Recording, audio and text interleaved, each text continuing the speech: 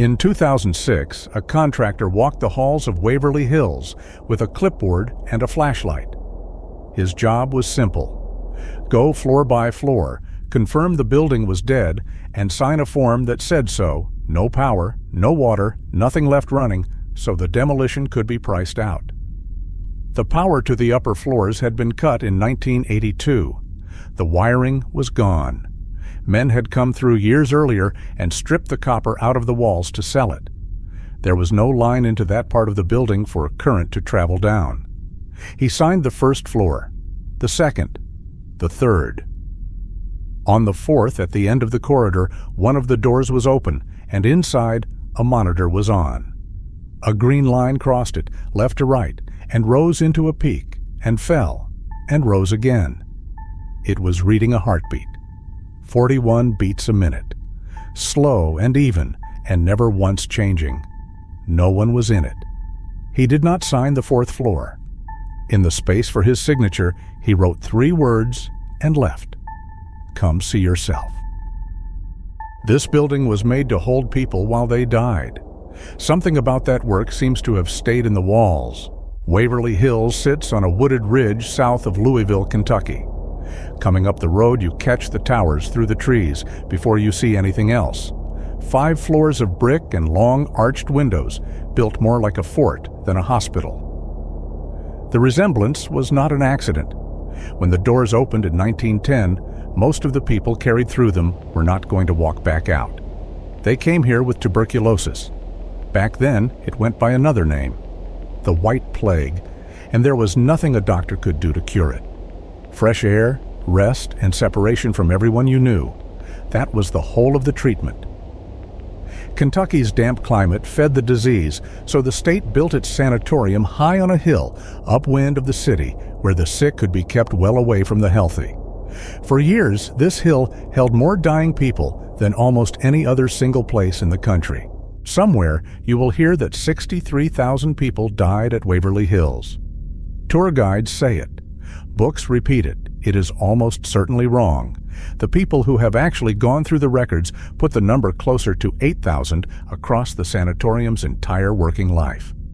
That is not a small figure. It means a death here nearly every day for 50 years. The real history was grim enough on its own, and it never needed the extra zero. There is a tunnel underneath the main building.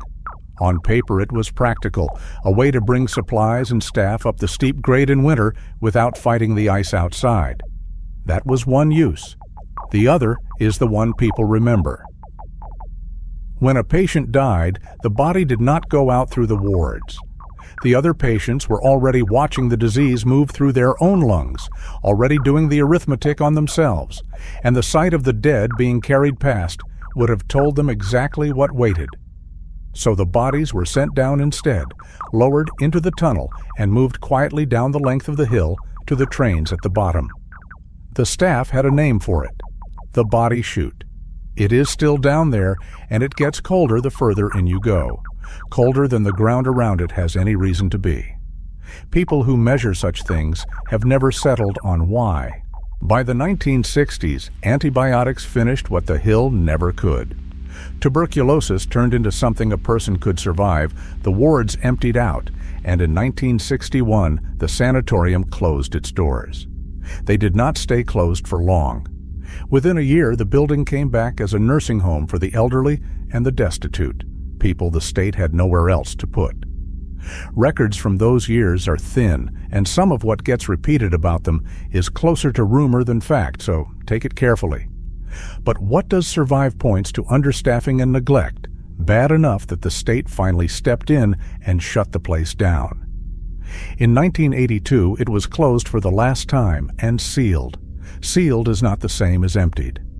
When the staff walked out, a great deal stayed behind. Beds still made, paperwork in the drawers, and in a few of the rooms, standing where they were, last switched off, the machines. Past this point, the paper record runs out, and what remains is testimony. That contractor in 2006 was not the first to run into equipment doing things it had no power to do. The people who climbed the fences to photograph places like this have been bringing back the same reports for years. A monitor that stirs when a hand moves near the glass. A number surfacing on a screen with no cord behind it. And on the 4th floor, more than one visitor on more than one night has watched a heartbeat draw itself across a machine in a room with nobody standing in it. The rate they bring back is always low. 40, 41. Not a heart racing in fear, a heart winding down, the pace of a body that is most of the way gone, and not quite. The 4th floor sits right under the 5th, and the 5th is where most of the stories gather. Room 502. The tale goes that a nurse died in that room in 1928. The particulars shift depending on who is telling it, which is usually how you know a story has been worn smooth by too many hands, and no hospital record has ever backed it up. Still, people who make it up to that floor tend to come back down saying the same thing, none of them having heard it from the others first, that the room does not feel empty, and that whatever is in it would rather be left alone with its counting. Think for a moment about what a heartbeat actually is on a screen like that. It is not the life itself. It is a signal, a small electrical rhythm the body throws off, repeating that the machine is built to catch and to draw. Remove the body, and you remove the signal. There is no longer anything there for the machine to find. And yet, at Waverly Hills, in rooms cut off from power, on machines with nothing plugged into them, inside a building that has watched over more of the dying than nearly any other in the country, that signal keeps coming back. Nobody has managed to account for it. Most of the people who run into it leave before they can try. The monitor on the 4th floor is gone now, or so they tell it. Maybe someone hauled it out. Maybe it finally went dark on its own. Maybe the ones who used to make the climb just stopped going up to check. The building is still standing, though. The tunnel is still cold. And if any of the accounts are true, then somewhere inside it, a line is still climbing and falling on a darkened screen. 41 beats a minute. Even. Unhurried. In no rush at all to reach the last one. If stories like this are why you're here, subscribe. There are more of them out there than anyone would like. Quiet buildings on back roads all across this country, still running long after the reason for them is gone.